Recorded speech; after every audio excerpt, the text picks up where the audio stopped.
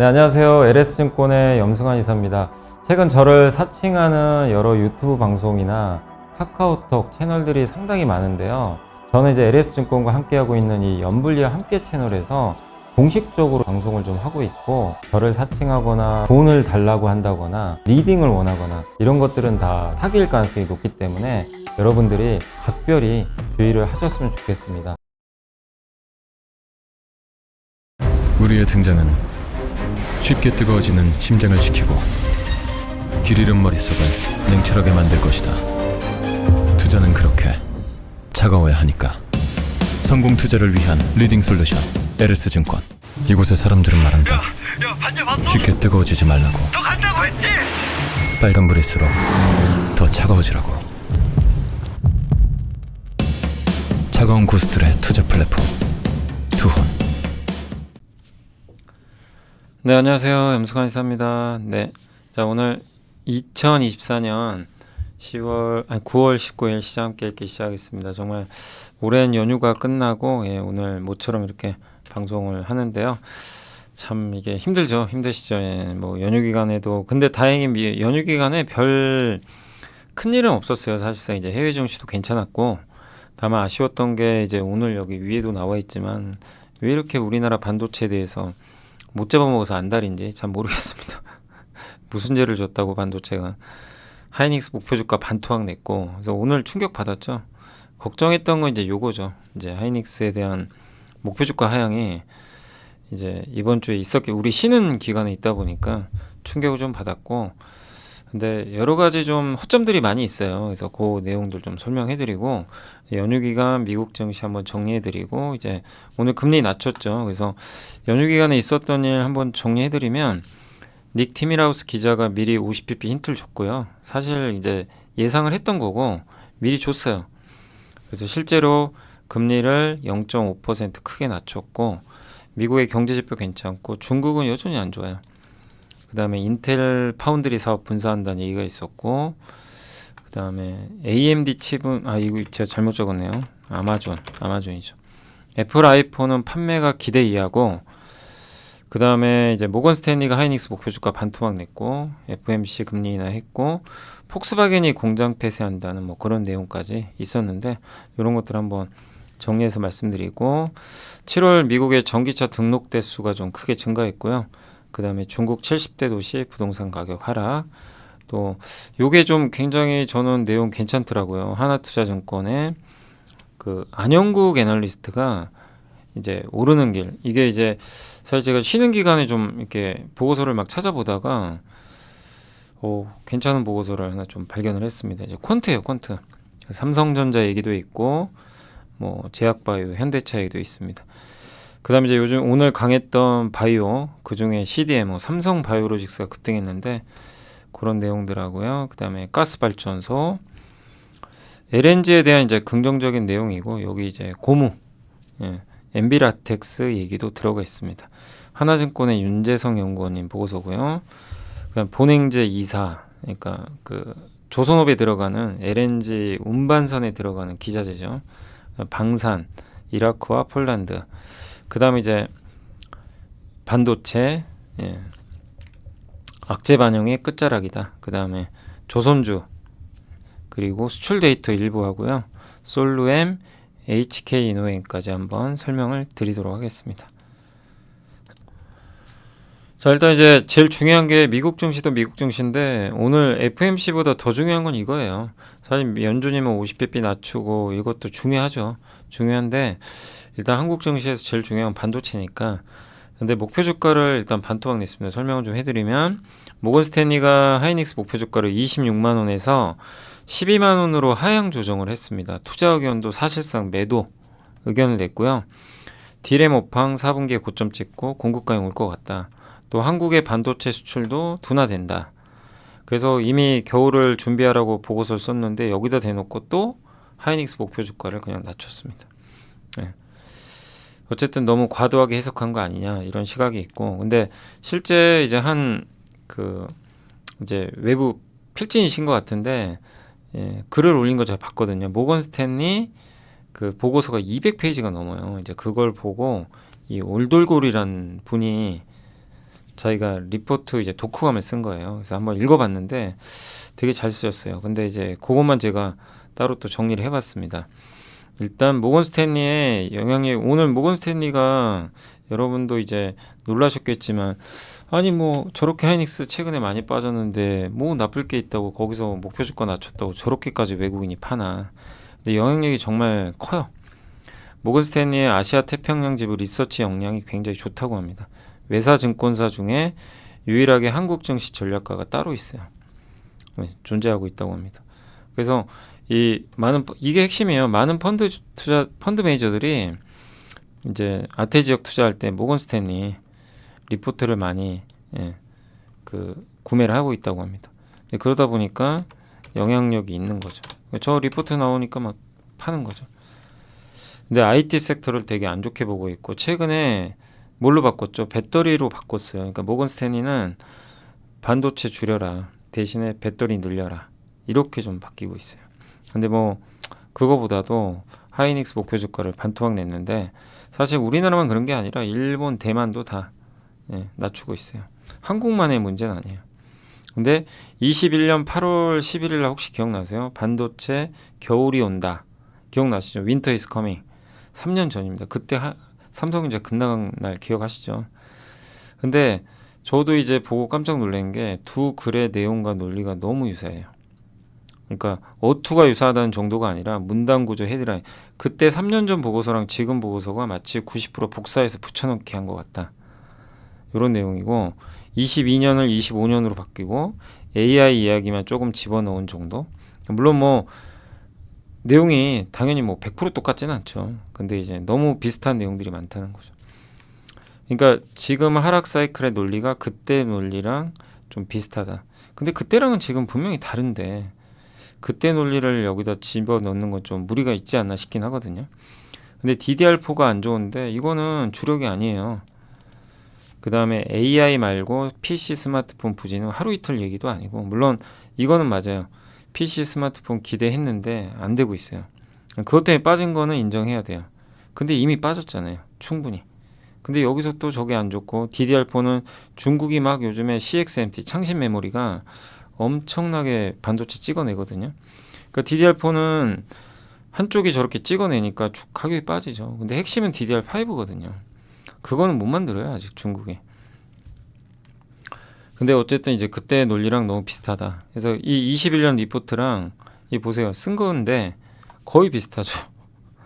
고객사들은 특정 부품 수급에 어려움을 겪고 있는 반면 다른 부품은 재고가 넘친다. AI 제품의 쇼티지는 진행 중이지만 BAI 제품은 재고 축적이 충분히 돼 있다. PC와 서버 수요 제한으로. 그러니까 여기 이제 AI랑 PC와 서버 쪽으로 좀 바뀐 거죠.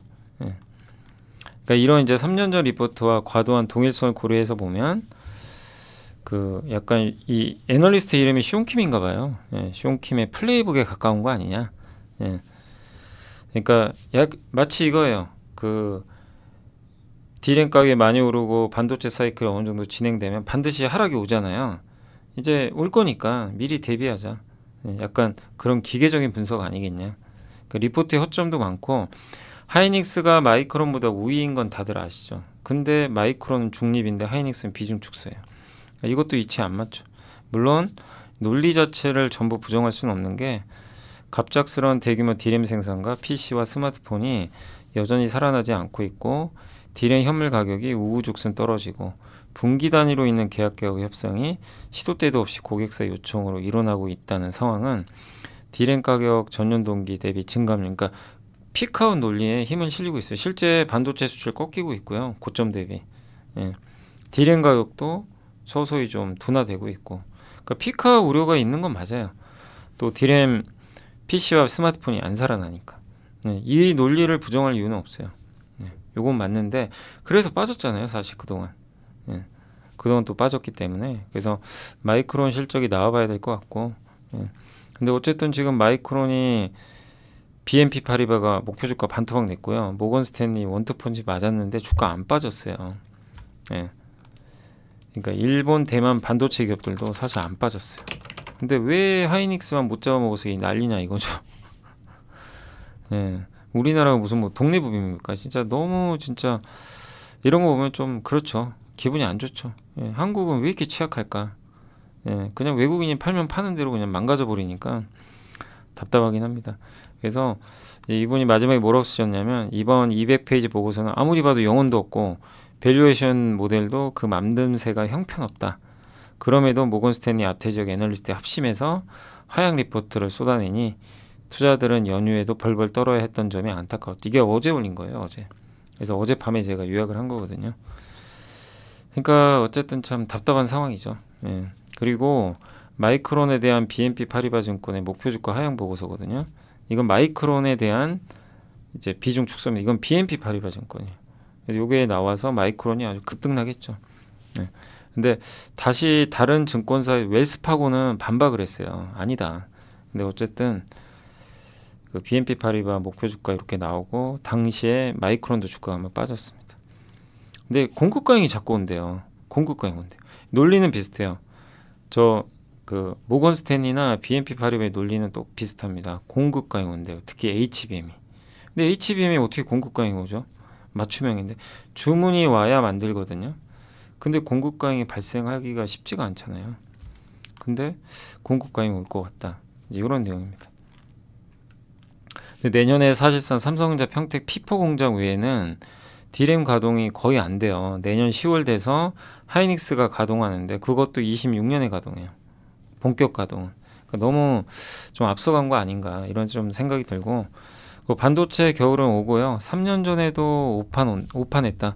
한국경제신문이 오늘 굉장히 뼈 때리는 기사를 하나 쓴 게 뭐냐면 모건 스탠리의 한국 반도체 흔들기가 시작된 거는 2017년부터로 이게 처음은 아니에요. 그때 낸드 가격이 하락할 거라고 보고서를 썼고 실제 삼성전자가 급락했습니다. 근데 틀렸어요. 메모리 실제 슈퍼왕이 왔고 2년 연속 50조 벌었어요. 예, 연속 50조. 물론 2018년 3분기부터 주가는 부러졌고 2019년에 겨울이 왔습니다. 오긴 왔어요. 근데 언젠가는 오죠. 겨울이 왜 안 옵니까? 근데 너무 빨리 얘기했다는 거죠. 2021년 8월 우린 이거 맞췄다고 생각하잖아요. 저도 내리엔 그래요. 아 그때 모건 스탠리가 겨울 온다고 했는데 실제 맞았구나. 저도 이런 그 선입견을 갖고 있는데 실제 아니라는 거죠. 반도체 겨울이 온다고 했는데 안 왔어요. 당시에는. 근데 그날 주가는 급락했는데 사실상 메모리 공급 부족 이어져서 한동안 이게 계속됐다.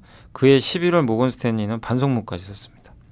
예상보다 덜 나쁜 것 같다. 근데 실제로 22년에 꺾여버렸죠. 그죠? 예. 그러니까 선제적으로 진단한 것 같지만 모건 스탠리가 이거는 진단한 건 등락을 반복하는 걸 보면 어불성설이다. 그리고 팩트 체크 해보자. 모건 스탠리는 시종인가 비관론을 펼치고 있고 AI가 HBM 공급 과잉 이유로 제시를 했는데 근데 이상하다. HBM은 맞춤형인데 네. 모건 스탠리는 내년에 HBM 공급량이 250억 기가바이트로 추정을 했는데 150억 기가바이트가 수요래요. 수요는 150억인데 공급이 250억이래요. 그래서 공급 과잉이다. 네. 이렇게 언급을 했다고 합니다. 근데 삼성전자 HBM이 또 엔비디아에 들어갈 거고 그러니까 이제 공급 과잉으로 가는 거 아니냐. 근데 이거는 좀 약간 논리가 안 맞는 게 고객사가 주문을 줘야만 되거든요. 근데 뭐라 그랬죠? 삼성과 하이닉스가 내년까지 다 완판됐습니다. 이게 뭐예요? 주문 받은 거 다 주문 다 받았다고. 우리 스케줄상 지금 만들 수 있는 능력이 있잖아요. HBM 우리 내년에 얼마 만들 수 있다. 그게 완판됐다는 거죠. 주문이 다 들어왔다는 얘기예요. 근데 이게 어떻게 이렇게 되는 거죠? 내년에 150억 기가바이트인데 공급량이 250억이고 예. 그리고 실적 설명회에서 그럼 거짓말한 건가요? 완판됐다고 하는데 그러니까 이게 좀 서로 간에 좀 말이 안 맞는 지금 부분이 있는 것 같고 또 AI 투자 증가율이 내년에 8%까지 낮아진다고 하는데 블룸버그는 또 13.4%로 견조하다. 그러니까 서로 좀 약간 차이가 있고 모건 스탠리는 또 올해 범용 D램, 전통 D램이죠. 이게 26년까지 하락할 거로 봤는데 소비가 안 살아나니까 이건 맞아요. 반도체 주요 제품 중에 하나인 스마트폰과 PC가 생각보다 안 좋아요. 그러니까 이거는 맞습니다. 상반기에 재고를 많이 갖고 왔어요. 저 PC 업체들이 팔릴 줄 알고 근데 안 팔리니까 재고가 쌓였죠. 이걸 처분해야 돼요. 조금 줄여야 되니까. 네. 그럼 어떻게 되죠? 그것 때문에 가격이 좀 빠질 수 있어요. 그래서 그 논리 맞아요. 그래서 주가 빠진 것도 맞아요. 근데 지금 주가 빠진 거는 그거 이상으로 빠진 거잖아요. 예. 그리고 D램이 공급이 늘기가 예전처럼 쉽지가 않거든요. 예. 뭐 아시겠지만 D램 공급을 늘리기가 어려운 게 HBM 만들기도 빠듯한데 HBM은 크기가 커요. 그러니까 D램을 범용 D램을 많이 만들 공간이 없어요. 근데 이거에 대해서도 모건스테인은 근거 없다. 이렇게 또 일축을 했다고 합니다. 그리고 AI PC랑 스마트폰은 내년에 더 많이 나올 텐데 기본적으로 용량이 증가해요. 이번 아이폰도 6기가가 아니라 8기가잖아요. 용량이 증가하거든요. 예. 용량 증가하면 똑같은 물건을 팔아도 훨씬 더 많이 판 효과가 생기죠. 근데 이거는 이제 무시한 거 아니냐. 그리고 엔비디아하고 왜 TSMC만 수혜주로 평가를 하냐. 같은 거죠. 엔비디아 TSMC랑 같이 갈 수밖에 없잖아요. HBM이 거기 들어가니까. 그러니까 완전히 틀린 건 아니에요. 그러니까 저도 이 부분은 동의합니다. 그 내용을 보면 일부 동의는 돼요. 근데 지금 주가를 저렇게까지 뺄 만한 굉장히 비관적으로 볼 만한 내용은 아니거든요. 네. 근데 공급 과잉 온다, 뭐 겨울 온다, 목표 주가 반토막 내고, 예. 그렇게까지 볼 이유는 제가 봤을 때는 없거든요. 없는데 너무 과도한 비관론 아닌가. 그래서 과거에도 업황이 하락할 때까지 부정적인 보고서로 인디언식, 그러니까 언젠가 업황 빠지니까 미리 써놓는 거죠. 그런데 이제 사람들 내리엔 그거예요. 맞은 것 같은 거죠. 언젠간 하락을 하니까. 제가 봤을 때는 이번 반도체 사이클은 그렇게 꺾이기가 쉽지 않을 것 같거든요. 과거랑은 분명히 달라요. AI가 붙어 있고요. 그 다음에 공급이 늘기가 어려워요. 과거처럼. 공급을 안 합니다. 왜? 투자를 소극적으로 해요. 왜? 몇 번의 사이클을 겪었기 때문에 이 메모리 3사가 잘 알죠. 우리 함부로 투자했을 때 무슨 일이 발생하는지.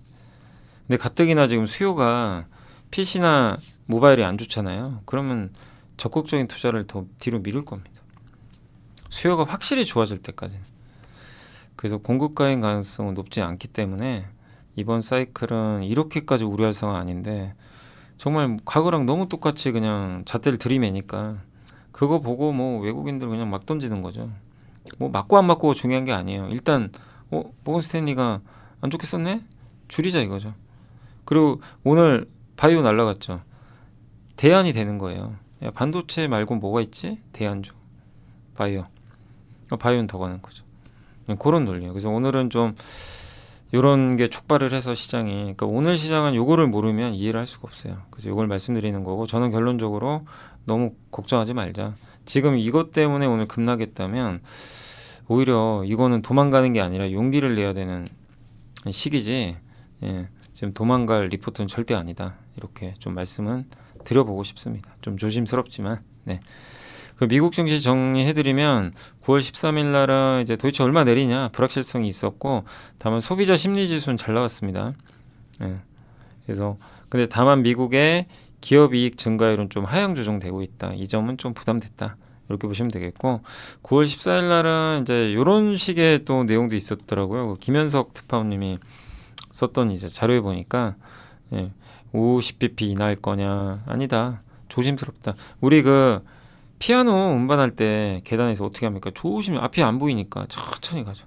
50 할 거야, 25 할 거야, 이런 줄다리가 있었다는 거죠. 그걸 나타낸 거고요. 예. 그래서 근데 또 민주당에서 이제 의원들이 파일 의장에게 서한 보내서 75bp 내려라, 저거까지 보냈대요. 그러니까 저게 나오면서 사실상 50bp 인하 가능성이 급격히 높아지게 된 거죠. 예. 그리고 뉴욕 엠파이어 제조업 지수는 괜찮았고, 미국 경제 지표는 다 좋아요. 예. 제가 이거를 일부러 보여드리는 거예요. 아, 미국 경기 나쁘지 않구나. 아이폰은 생각보다 안 팔렸습니다. 아이폰 사전 판매 좀 부진했고, 대만의 고밍치 연구원이 전작 대비 13% 감소했다고 보고서 썼어요. 그래서 애플 밸류 체인이 급락했죠. 그 인텔 파운드리 사업 떼낸답니다. 주가가 급등했는데 반도체 제조와 설계를 분리하면 저 고객사 입장에서는 이제 그 인텔이 설계랑 이것까지 같이 하면 좀 불편할 수가 있거든요. 그래서 이걸 떼내겠다 이렇게 언급을 했고요. 이게 호재로 작용했습니다. 또 아마존의 칩을 제조할 거란 얘기가 나왔어요. 그러니까 큰 고객사를 확보한 거죠. 그러니까 주가 움직였죠. 그러니까 삼성전자한테도 시사하는 바가 크죠. 삼성도 주요 고객사들이 이제 걱정하는 건 삼성은 설계도 하면서 칩도 만들고 자체적인 칩도 만들면서 파운드리까지 하니까 경쟁사는 게 부담스러울 수 있거든요. 그래서 계속 분리해라 이런 얘기도 계속 나오는 거예요. 근데 우리나라에서는 이제 분할한다 그러면 굉장히 논쟁이 심하니까 사실 만만치 않습니다. 쉽지는 않지만 어쨌든 예, 인텔은 이제 분산한다는 결정을 내렸고, 예, 그리고 대형 고객사 이제 확보를 했죠. 그러니까 삼성 파운드리도 아마 제가 봤을 때는 조만간 뭔가 구조조정이나 이런 얘기가 나올 수도 있어요. 왜냐면 지금 적자거든요. 고객사는 너무 적어요. 그러니까 이런 아마존 같은 대형 고객사 확보를 해야 되는데, 네. 그러니까 삼성도 뭔가 좀 고심은 하고 있지 않나. 인텔을 보면서 그런 좀 생각을 하고 있고요. 예. 그러니까 어쨌든 어떤 결정을 내릴지는 좀 지켜봐야 되겠습니다. 당연히 물적 분할은 안 됩니다. 물적 분할하면 우리 LG 엔솔 사건 아시잖아요. 그건 절대 안 되죠. 예. 그래서 물적 분할은 절대 생각하시면 안 될 것 같고, 예. 다만 이제 사업을 어떻게 분사를 할지, 예. 아니면 그대로 가져갈지, 아니면 고객사를 확보하기 위해서 어떤 전략을 펼칠지 이런 것들이 아마 좀 나오지 않을까 이렇게 생각은 하고 있습니다.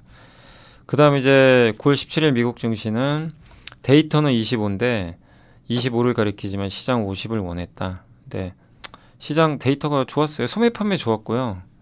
예상보다 좋았어요. 산업 생산도 예상상에. 그러니까 지표들 다 좋죠.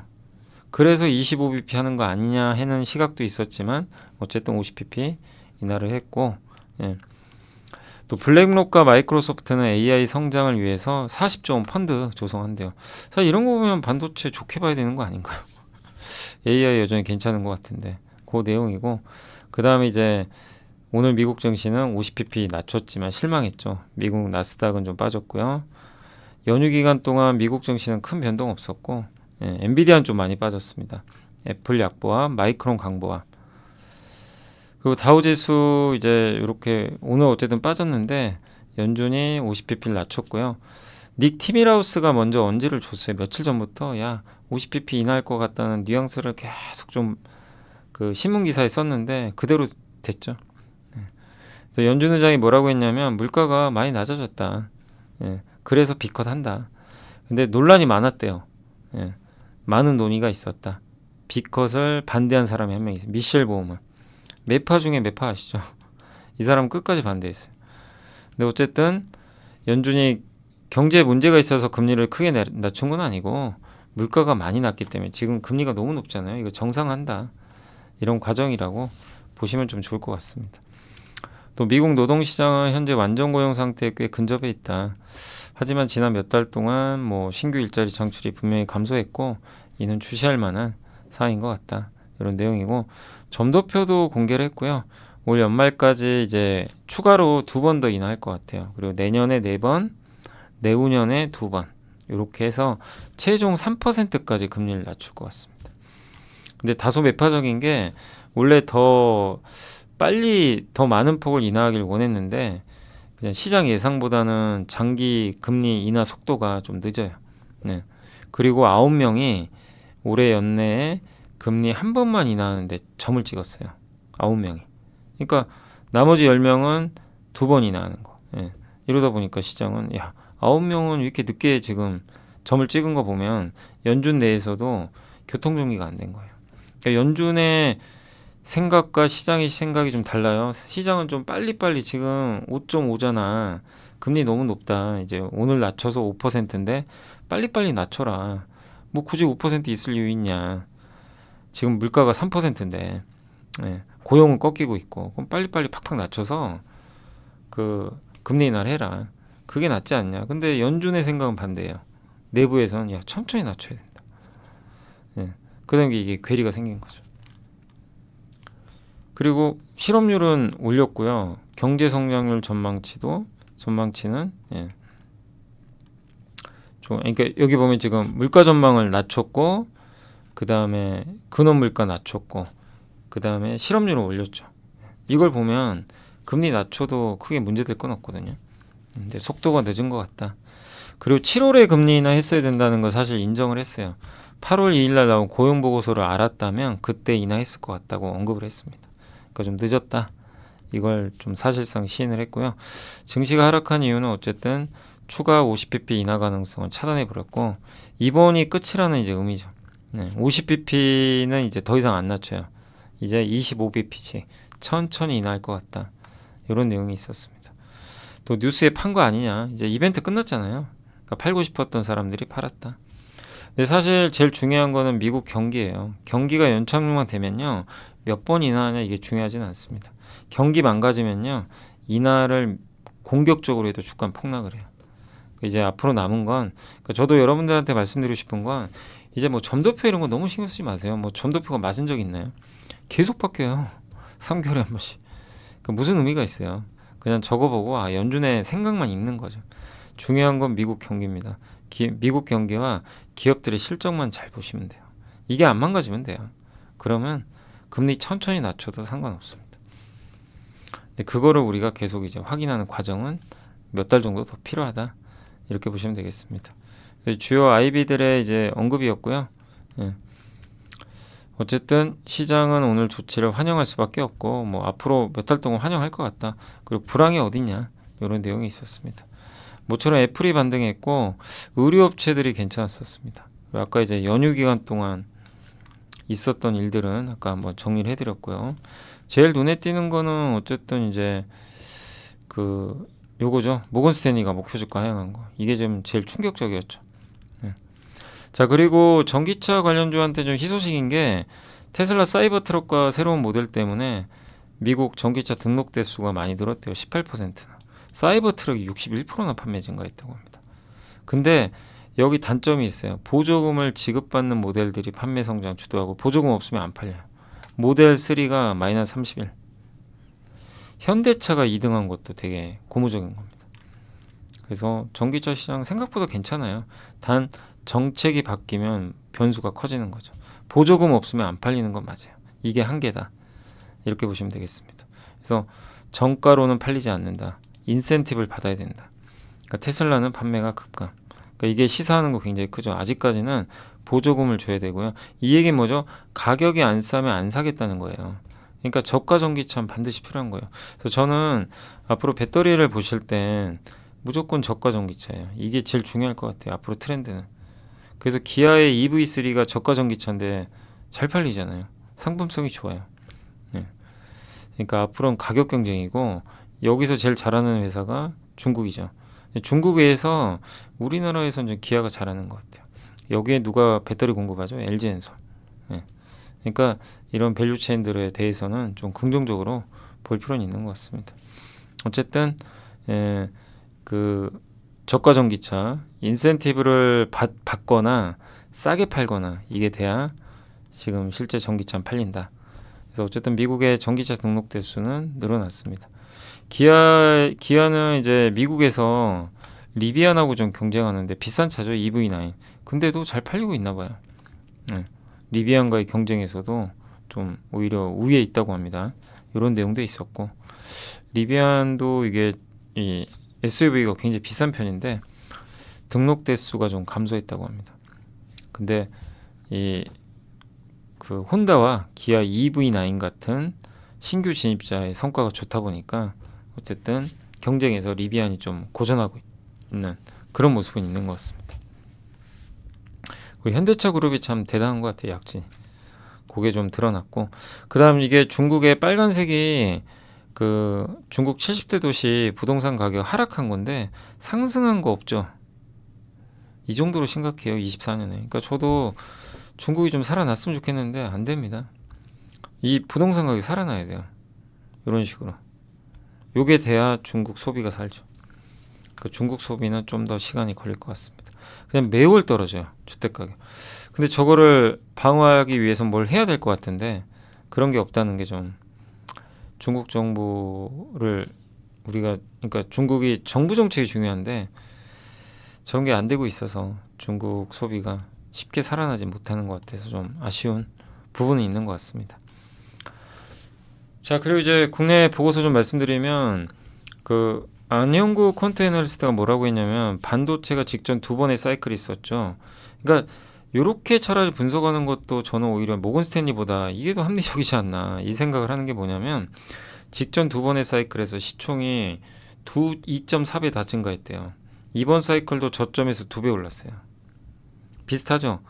직전 두 번 사이클이 주가 빠졌는데 그때 시가총액 증가분의 66.5까지 되돌렸고 71.4까지 되돌렸는데 예, 그때 되돌린 이유가 2019년에 이익이 반토막 났죠. 80조 벌다가 23년에 적자 났어요. 50조 벌다가 이익이 감소하니까 당연히 사이클이 되돌리죠. 예, 이번 사이클은 벌써 60.4%나 되돌렸어요. 엄청나게 빠진 거예요. 그러니까 26년 실적이 반토막 나는 거를 역사상 유례 없을 정도로 미리 반영했대요. 그러니까 오히려 지금 실적이 꺾여도 이제는 주가 반등할 수도 있다. 근데 여기에 모건 스탠리가 직격탄 날려가지고 빠져버린 거죠. 사실 오늘 그거 아니었으면 주가 올라갔을 수도 있는데 좀 안타까운 일이죠. 근데 어쨌든 이번에 주가는 그 60.4%를 되돌렸기 때문에 과거랑 비교하면 충분히 빠질 만큼 빠졌어요. 그러니까 설사 불황이 와도 반도체 사이클이 뭐 적자 날 정도로 꺾인다고 해도 반영을 해버린 거예요. 그러니까 너무 두려움 갖지 마시라는 얘기예요. 예, 너무 모건 스탠리 의견에 귀담아 들을 필요도 없습니다. 오히려 이게 더 맞을 확률이 높죠. 그리고 반복된 역사가 뭐냐면 삼성전자 주가는 1975년 이후로 약 7년 주기로 5년 평균 주가를 하회한대요. 지난 9월 초부터 다시 평균 주가 아래로 내려갔어요.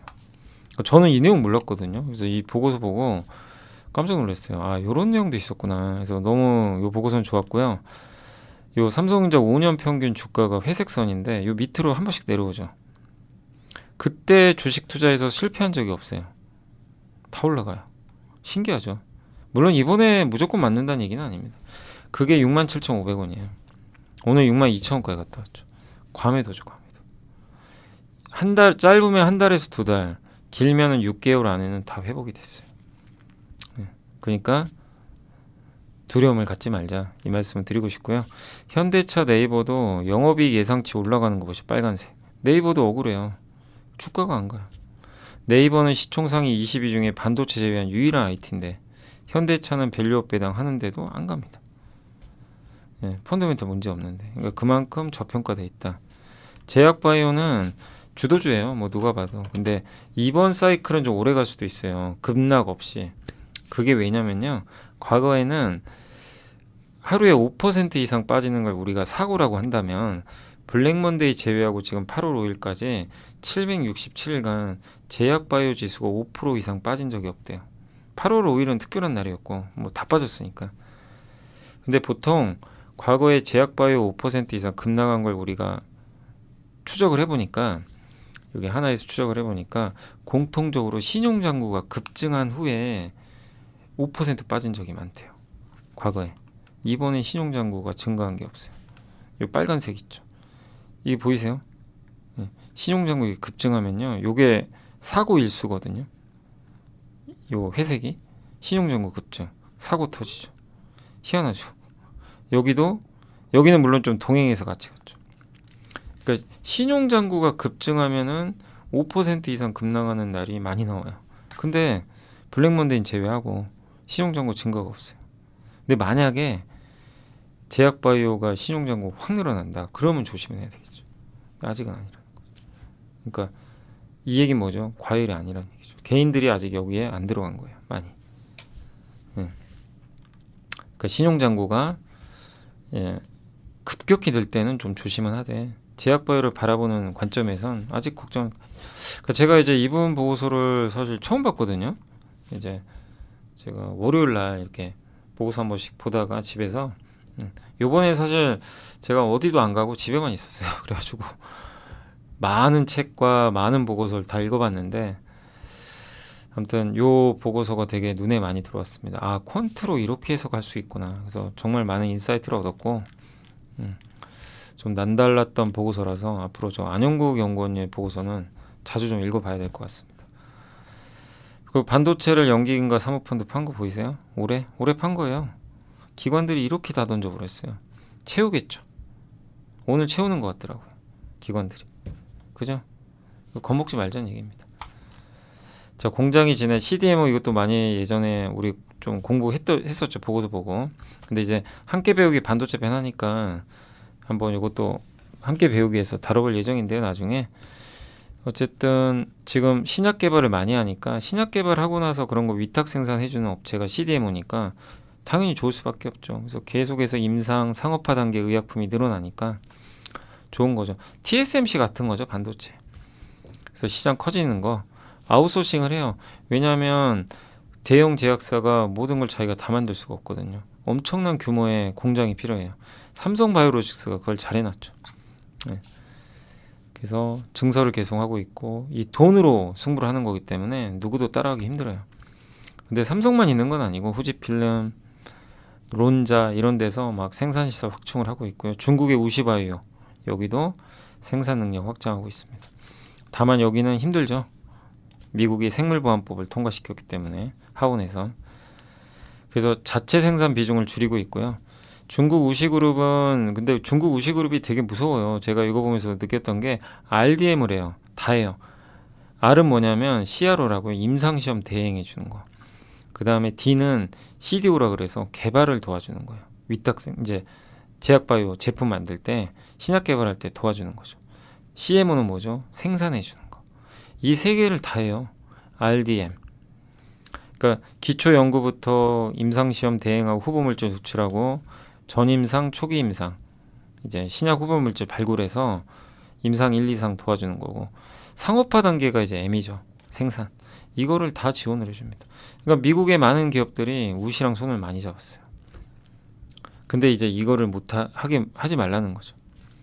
네. 그래서 우시의 후기 임상 상업화 프로젝트는 삼성바이오랑 약간 겹치고요.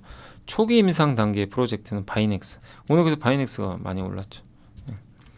생물보안법은 어쨌든 이런 이제 기업과 거래하지 말라는 거니까 그 수혜를 누가 받죠? 한국 기업이 받아요. 삼성바이오, ST팜, 바이넥스 이런 기업들이. 그래서 무엇을 만드는지보다 어떻게 만드는지가 중요하니까 밸류체인의 가치가 올라가는 거죠. 그러니까 생물보안법이 여러분들이 저도 몇 번 강조해 드렸지만 단순히 생각하시면 안 돼요. 아 이제 그거 통과됐으니까 재료 노출됐네 팔아야지가 아니라 장기간 이어지는 거예요. 2030년 이상까지. 큰 사이클은 시작이 됐다. 이렇게 보시고 그래서 중간중간 한 번씩 주가 또 급락하겠죠. 그런 걸 이용하시면 좋겠죠. 삼성바이오는 어쨌든 이제 앞으로 증설을 계속하기 때문에 중국의 우시바이오를 또 대체하면서 고성장을 할 것 같고요. 예. 블록버스터 의약품 수요를 감당할 수 있는 기업은 많지가 않습니다. ST팜은 RNA 치료제죠. 예. 그래서 RNA 치료제는 이제 그 질병의 근원을 추적해가지고 치료하는 거거든요. 그게 좀 다르죠. 삼성바이오랑은 좀 다른데 거기에 특화된 올리고, 그러니까 그 원료 의약품을 올리고라고 하는데 그거를 이제 생산해주는 위탁 생산 업체로 보시면 되겠습니다. 원래 희귀질환 치료제가 주력인데 시장이 작죠. 희귀질환. 근데 고지혈증 같은 만성 질환으로 영역이 확대돼서 이제 성장성이 커질 것 같습니다. 그래서 그리고 이 회사는 굉장히 기술력이 좋은 게 ST팜은 그 원료 의약품부터 완성품 올리고 뭐 이런 것까지 예, 동시에 진행할 수 있는 좀 밸류 체인을 갖고 있어요. 자체적으로. 높은 순도와 수율의 올리고 생산이 또 가능하다는 장점이 있고 미국 FDA랑 유럽의 승인을 다 받았어요. 그것도 강점이죠. 예, 그래서 이런 치료제 시장이 성장하면서 RNA 치료제 시장의 수혜를 좀 받을 대표 기업이죠. 앞으로 몇 년 후에는 증설 물량을 예상을 하면 세계 1위가 될 것 같습니다. 그 경쟁사 우시앱텍이 있죠. 우시앱텍과 ST팜이 경쟁이거든요. 근데 여기는 생물보안법 때문에 이제 위축되겠죠. 그래서 ST팜한테 기회가 올 것 같고 또 거기에 이제 동아소시홀딩스 내용도 들어가 있는데 동아소시홀딩스는요 ST젠 바이오라고 요게 여기도 CMO예요. CMO는 이제 위탁 생산만 해주는 거예요. 얘가 개발을 하는 건 아니고 CDMO는 뭐냐면요. 그 초기 후보 물질부터 이제 임상 초기부터 같이 도와주는 거. 네. CMO는 위탁만 받아서 만들어주는 겁니다. 그건데 그 사업을 동아소시홀딩스도 자회사도 하고 있어요. 이거 많이 알려진 내용은 아니죠. 어떻게 보면 동아소시홀딩스도 CMO 관련주라고 봐야 되겠죠. 스텔라라 바이오시밀러가 지금 동아 ST가 임상 3상 이제 끝내고 그 유럽과 미국에서 승인을 앞두고 있어요. 이제 아마 내년까지는 미국 승인까지 받을 것 같은데 그러면 이제 승인이 되면 본격적으로 상업화 물량도 찍어내겠죠. 지금은 임상용 물량만 생산을 하고 있어요. 그래서 이런 걸 합니다. 건선, 크론병 뭐 이런 거를 이제 치료해주는 바이오시밀러라고 보시면 되겠고요. 그래서 요걸 좀 기대하고 있고 그 다음에 동아소시홀딩스는 지주사거든요. 그래서 동아제약, 용마로직스, ST젠바이오, ST팜도 갖고 있어요. 최대 주주입니다. 동아ST 최대 주주, 수석, 동천수, 동아우츠카. 동아우츠카가 포카리 스웨트 아닌가요? 맞는 것 같은데 맞나? 네. 아무튼 이제 이런 회사들 지분을 갖고 있는데 이건 제가 그냥 계산을 해본 거예요. 네. 순차익금이 5,854억이고요. 보유 지분 가치가 이 정도 됩니다. 이거 계산했더니 여기서 이거 빼면 1조 2,900억인데 현재 시총이 7,500밖에 안 돼요. 지주사라서 할인은 하지만 좀 너무 과한 할인 아닌가. ST팜 동아ST 지분 가치는 지금 시장에 상장돼 있으니까 절반 할인하면 8,900억입니다. 예. 그러니까 지금 동아소시홀딩스의 적정 가치는 8,900억에서 1조 2,900억 나오거든요. 그럼 최소 여기서 지난 금요일 기준 종가 기준으로 상승 여력이 19%에서 72 정도 나와요. 그러니까 이번에 영풍정밀도 보셨잖아요. 영풍정밀이 고려아연 지분 갖고 있는 것 때문에 1.85%밖에 안 갖고 있는데 연속 상한가. 왜? 공개 매수. 그 건 때문이죠. 고려아연 지분 가치가 갑자기 커져버린 거예요. 예. 그러니까 동아소시홀딩스도 마찬가지죠. 이런 알짜 기업들을 많이 갖고 있는데 우리나라는 지주회사 인정을 안 하잖아요. 완전 평가절하죠. 그래서 그런 것도 좀 안타깝죠. 예. 근데 이런 것들을 바꾸려면 기업 스스로가 그러니까 이게 당부하고 싶은 건 그거예요. 동아소시홀딩스 괜찮아요. 근데 만약에요. 동아제약과 ST젠바이오 같은 알짜 회사를 또 상장해 버린다. 이러면 얘기가 달라져요. 그럼 주주 가치 또 떨어져요. 그런 것 때문에 투자를 안 하려고 하는 거예요. 사람들이 이거 상장하면 뭐하냐. 예. 또 피해 보는 거 아니냐. 이 트라우마가 있는 거죠. 근데 그런 것들에 대해서 확실히 자회사들 상장 안 하겠다. 이런 것들을 확실히 해주면 주가 저는 굉장히 많이 오를 수 있다고 생각하거든요. 근데 그런 거에 대한 약속은 아직 없잖아요. 그죠? 예. 회사가 약속을 해주면 좋은 건데 경영진이 그런 결정할지는 제가 잘 모르겠고 예. 어쨌든 주주환원 정책도 괜찮습니다. 연간 3.3% 정도 주주환원 해줘요. 그러니까 주주환원 수익률이죠. 예. 그래서 연간 3.3% 정도의 수익률을 이제 주주환원 통해서 낼 수 있다. 주식 배당만 매년 3% 정도 됩니다. 네. 요거는 하기로 했죠. 공시를 했기 때문에 이런 거 보면 괜찮은데 어쨌든 나름대로 제약 바이오 내에서는 상대적으로 좀 매력은 있다. 저평가돼 있다. 이렇게 보고 있고요. 윤재성 연구원님은 역대급 미국 가스발전소 이제 보고서를 쓰셨는데 미국이 가스발전소 설비 계속 늘린대요. 그래서 G 버노바라는 회사가 있는데 이 회사가 분사 후에 주가가 폭등을 했습니다. 가스 발전 설비 가동률이 올라가면서 좋았다라고 좀 이렇게 알려져 있고 어쨌든 전기차를 지금 5월 제한가 그리고 요거 이제 가스고 요게 뭐냐면 그 올해 5월 달에 미국 행정부가 미국 상무부인가요? 중국 제품에 대한 관세 부과 정책 발표했잖아요. 그걸 수정을 했어요. 9월에 다시. 그래서 전기차를요. 예, 기존 25에서 50% 올리는 게 요게 기존 아닌데 100%까지 관세를 올린대요. 더 크게 올렸고 의료 수술용 장갑 있죠. 이게 엠비라텍스 소재예요. 26년에 7.5에서 25%로 올리는 거예요. 지금 7.5인데 25까지 올리겠다. 이게 기존 아닌데 바꿨어요. 7.5가 아니라 25년으로 당겨요. 1년 앞당겨서 야 50%까지 올려. 26년엔 100%. 진짜 대폭 올려버렸죠. 폴리실리콘 웨이퍼도 중국산은 50%까지 관세 부과하겠다. 이렇게 얘기를 해버렸어요. 이제 이렇게 의견이 나왔어요. 그러면 중국산 장갑 관세율이 이렇게 올라가면 내년부터는 중국산 장갑을 수입을 안 하겠죠. 그러면 말레이시랑 태국 장갑 업체가 수혜를 받겠죠. 왜냐하면 경쟁을 하니까. 그래서 이들 주가가 급등했는데 왜 금호석유는 안 가냐 이거죠. 그러니까 답답한 거예요. 펀더멘털은 괜찮아지는데 주가 반영을 안 해요. 이게 진짜 한국 증시 정말 답답한 상황입니다. 근데 어쨌든 한국의 엔비라텍스 태국 베트남 향으로는 수출이 많이 늘었는데 말레이시아 향은요 요거예요. 아직 많이 남아있죠. 그리고 한국의 전체 엔비라텍스 저 수술용 장갑 소재가 엔비라텍스고 요거 만드는 회사가 금호석이죠. 네. 근데 주가가 반영을 못해서 좀 답답한 상황이긴 합니다. 본행제 이사는 그러니까 LNG를 담아서 운반을 하죠. LNG는 영하 162.5도로 얼려야 돼요. 가스를. 그러면 온도가 뜨거워지면 안 되죠. 그 온도를 유지해야죠. 그 온도를 유지해주는 LNG 보관 창고가 바로 본행제입니다. 한국카본과 동성화인텍이 만들고 있고 연간 60척 정도. 근데 지금 배가 대기하는 배가 너무 많아요. 지금 국내 조선 4사에 LNG 운반선 수주 잔고가 279척이나 되고 4, 5년치 물량을 이 둘 회사가 갖고 있어요. 그러니까 아직은 소화해야 될 물량이 너무 많은 거죠. 그리고 천연가스는 수요가 늘고 아까 가스 발전 보셨죠. 물론 해리스가 당선되면 좀 부정적입니다. 그 트럼프가 되면은 천연가스 수요가 훨씬 늘 거예요. 많이 더 천연가스 시추를 하려고 하니까 목표 주가는 유지하는데 이익 추정치 올렸지만 LNG 운반선 좀 피크업 가능성은 있다. 요 얘기는 계속 나오죠. 네, 그래서 할인하자. 근데 뭐 주가 오른 게 있어야죠. 오른 게 없어서 피크업 우려는 좀 저는 좀 지나치다 이렇게 생각하고 있고요. 주가가 많이 올랐으면 모르지만 그리고 LNG 운반선 시장 구조적 성장 지속되니까 뭐 긍정적으로 봐도 되지 않을까 싶고요.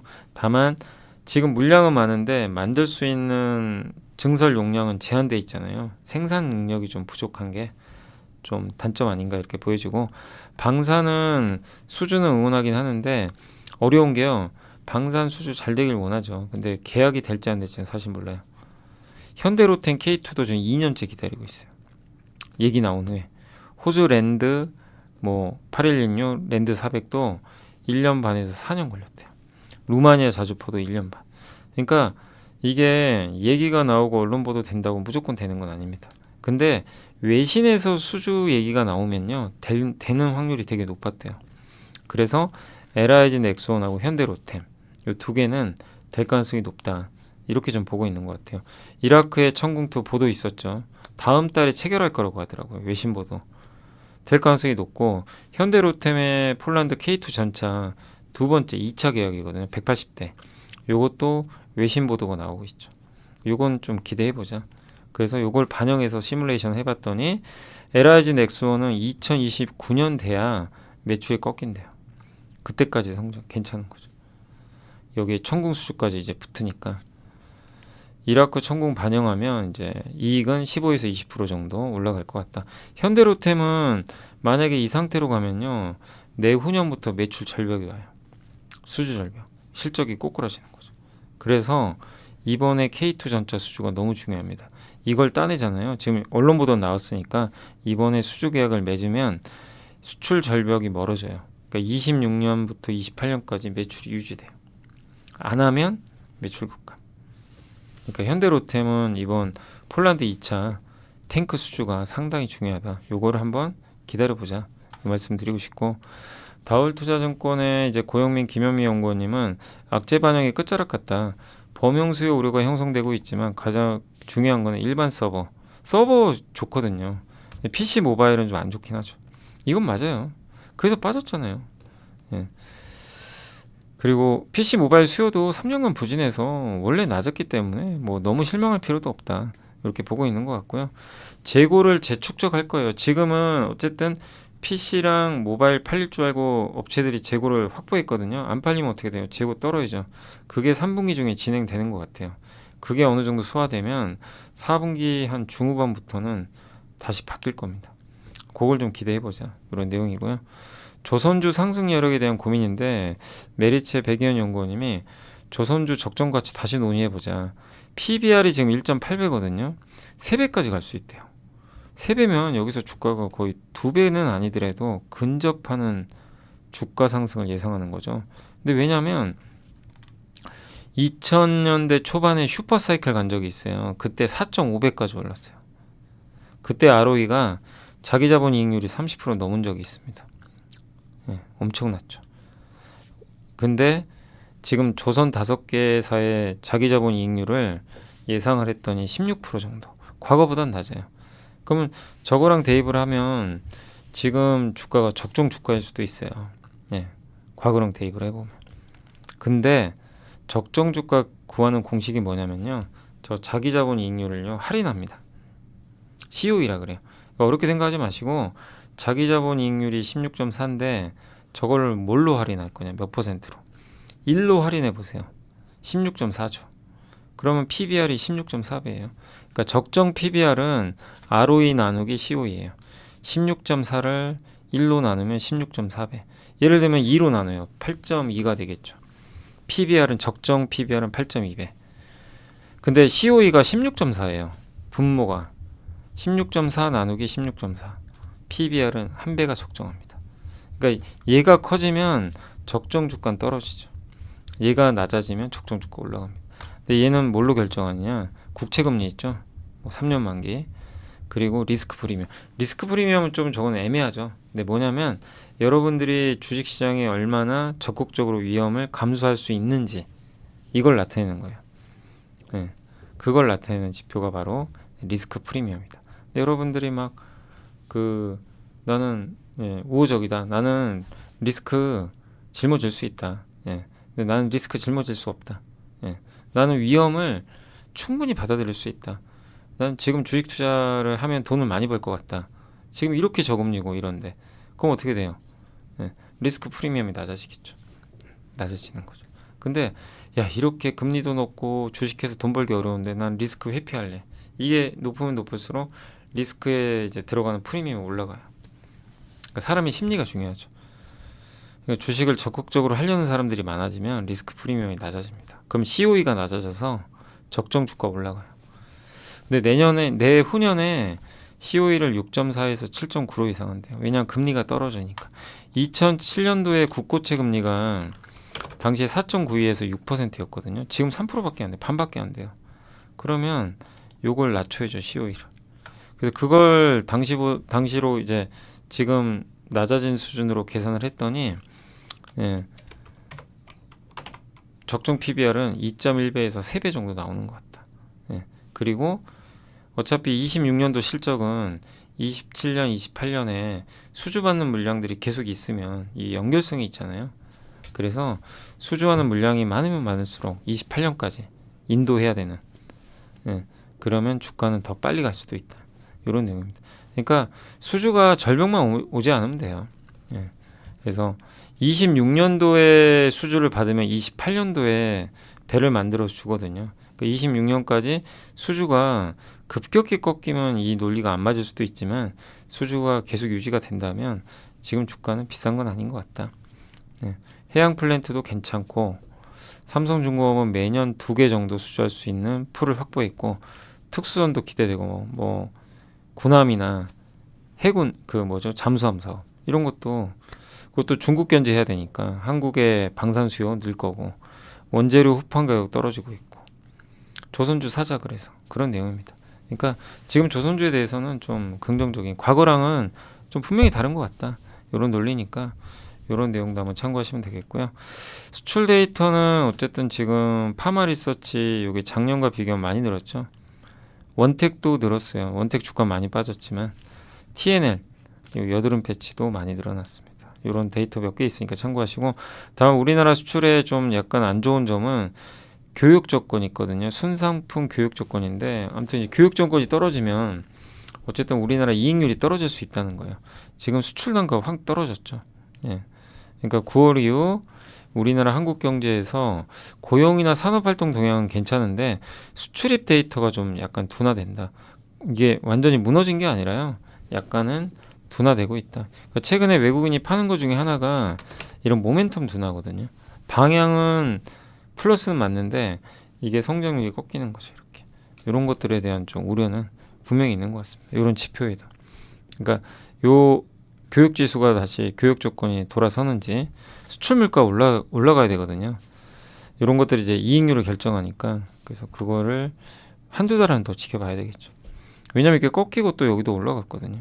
그러니까 그거는 더 뭐 지금 데이터만 보진 말고 한 달, 두 달 더 지켜보면 좋겠습니다. 근데 지금은 꺾여버렸기 때문에 외국인들 매도는 좀 나온 것 같습니다. 솔루엠은 일단 수주 잔고가 많고요.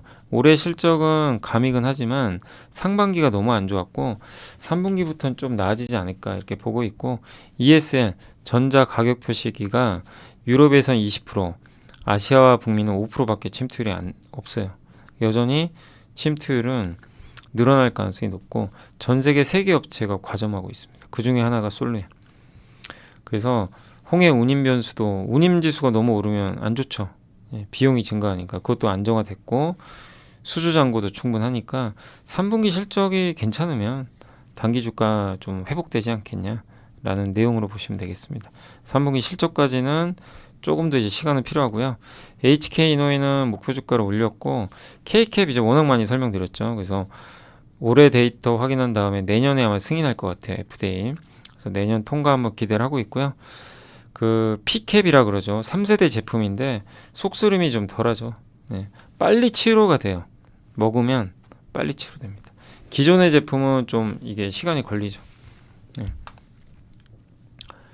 그래서 K캡은 우리 한국에서 점유율은 14% 정도 되고요. 해외에서도 판매를 하고 있고 중국에서는 로열티를 받고 있습니다.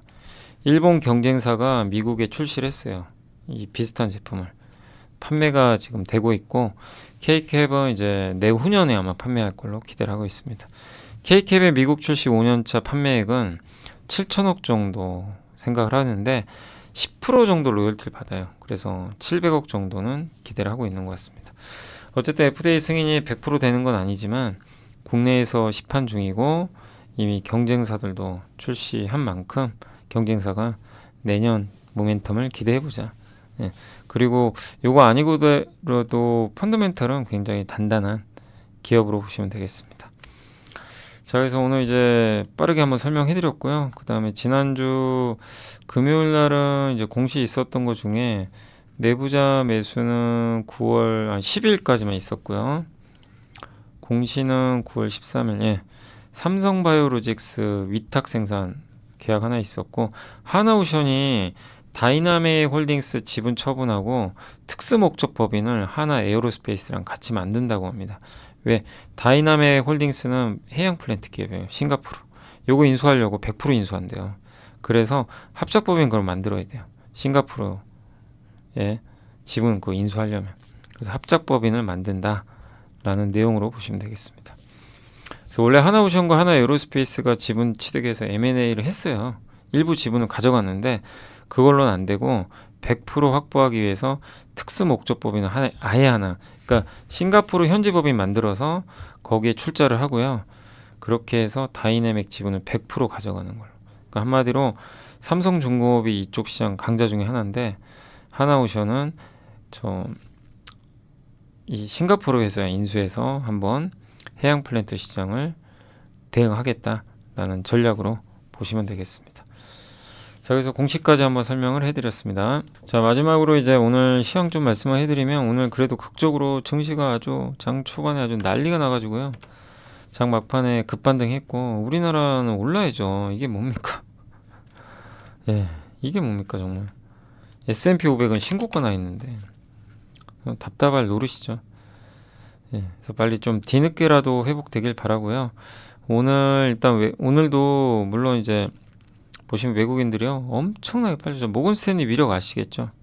1조를 팔아버립니다. 근데 보시면 금투가 다 받아갔죠. 기관이 받긴 받았어요. 근데 많이 받은 건 아니죠.